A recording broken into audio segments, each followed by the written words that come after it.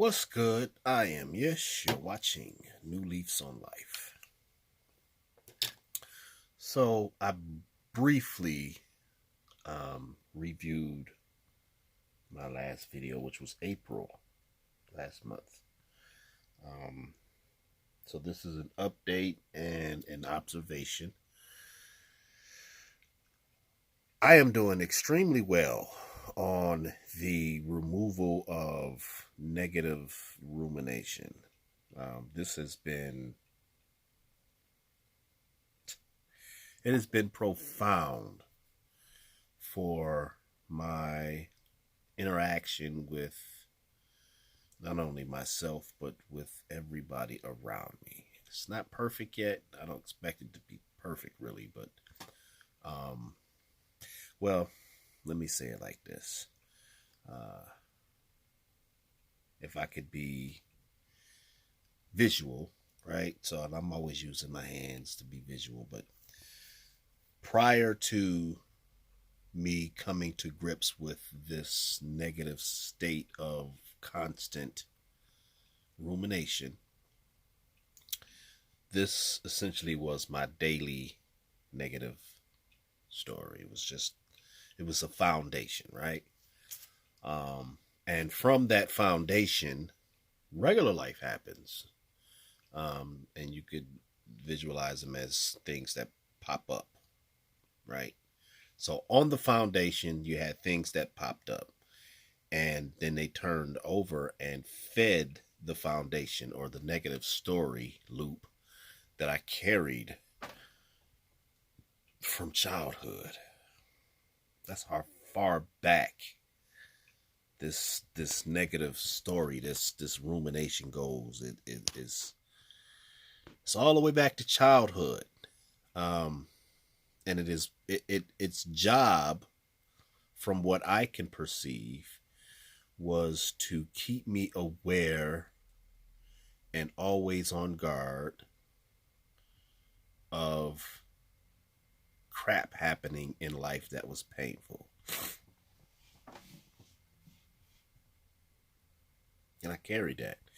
I carried it to a point where, and I had a thought the other day where I said to myself that I learned this as a child, that no matter where I go, no matter who I'm dealing with, expect the worst and don't get yourself into sticky situations, right? Which is a normal thing.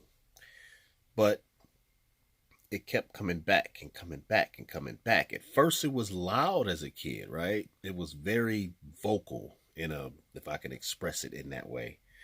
And then slowly but surely, it began to disappear into my subconscious. And when I say disappear, I don't mean it went away. I mean its ferocity, its loudness, kind of got blended in with the noise of life, and I didn't realize it, and it's just been sitting back there in the back of my mind, running like water from a tap, left on, just running and running and running and running. And anything that felt bad in life exacerbated the feeling, right? And of course, coping skills came along with that, the various ones that I do have. But now that story, that program, that loop has been cut short, I still get the other things. Life still has its poop that is thrown at you. One of those being my job, and some of the individuals at my job that I get, annoyed and frustrated about. And I have to remember that that's not the negative story. It does teach me that I don't necessarily have to grasp onto whatever the energy that is coming from that. But that is not the negative story. The negative story is when I grasp onto that And then I start thinking about various ways, and it just, and I'm still struggling a little bit with that. I would literally get in my car on lunch break and go for a drive because you can't go anywhere right now during the COVID lockdowns. But I would get in my car and go and drive, and sometimes I found myself ruminating over what um, what I got involved in during my working hours, and I had to stop myself because it just, and that's that space between the true self and my ego, right? That's really, the ego is just, is running this story, but I'm able to step back and take a look at that. Um, so I'm doing good on that front. However, um, I'm not out of the woods yet. So one of my vices, one of my coping skills, um, that I've been fighting, uh, I ended up relying on it again, but not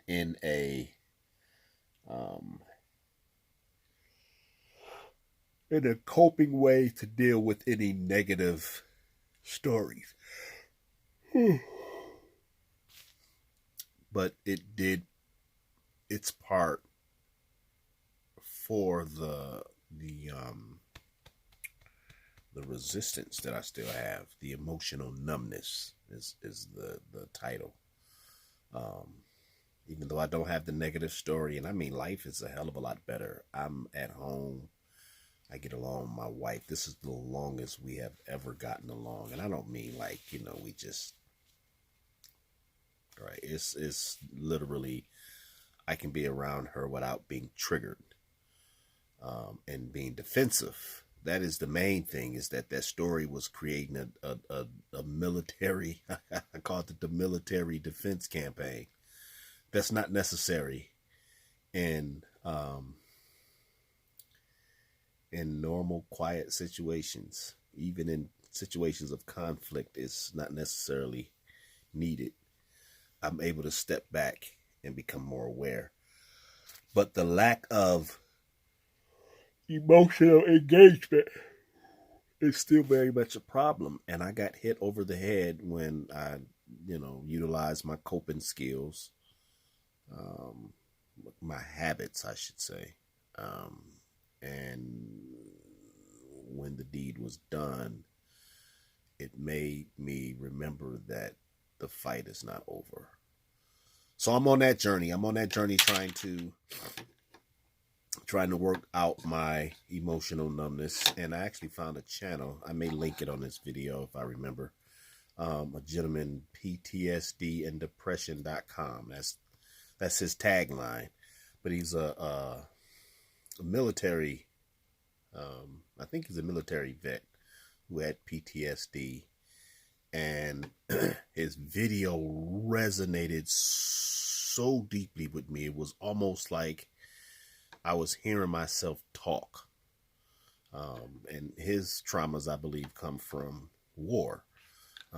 But the brain doesn't make a distinction between trauma. It's the same mechanism that's at play.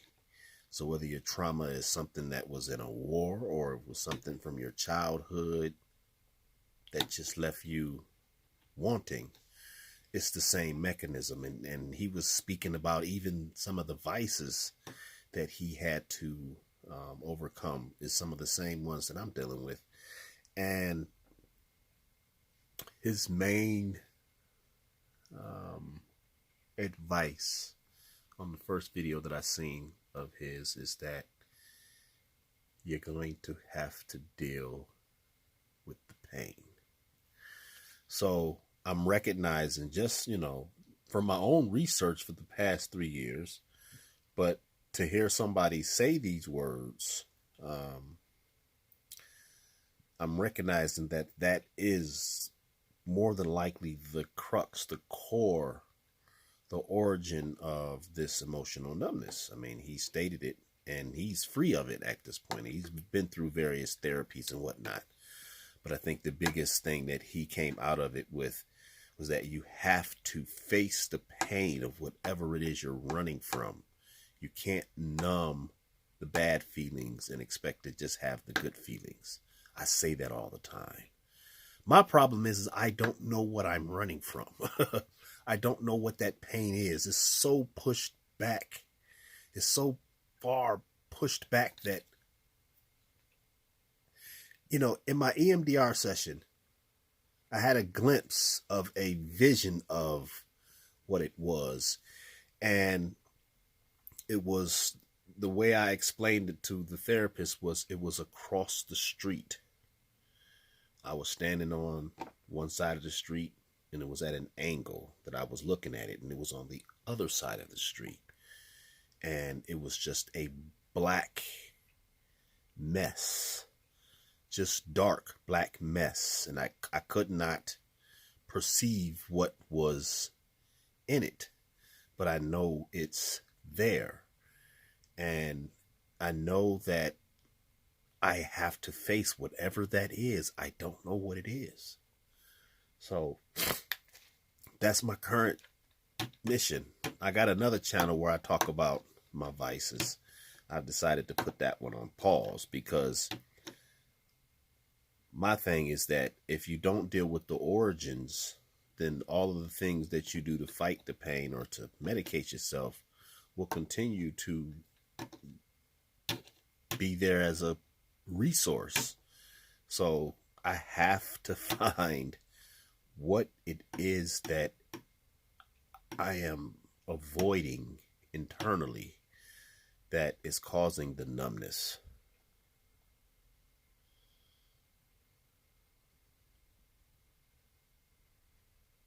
I spent a great deal of my life on the edge of depression, right? To the point where I was still happy, but not even depression. It was more like on the edge of staying away from any negative, anything. And all I can remember at this point is when this numbness started. And it was a conversation, it was a conflict that I had with a roommate at the time. And I think I had been holding on to, for dear life, holding on to a conflict-free life. And then all of a sudden, here came a conflict in what has otherwise been a free from conflict living. And when I was hit with that conflict, it was at home in a foreign state, right? Away from where I was raised as a grown man, really just reaching in his 30s, but having lived life conflict free for the most part and staying on people's good side, right? That was me. Not making enemies, not getting into conflicts, not arguing with people. And when that happened, that broke that shell and shut me down. So perhaps part of it is I need to have a talk with that individual. But I think it's so much more deeper than that.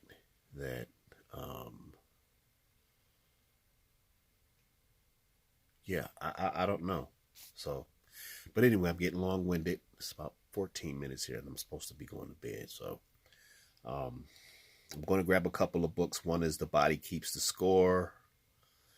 And the other book, I forget what the name of it is, but these were books that were suggested by the gentleman whose channel I mentioned.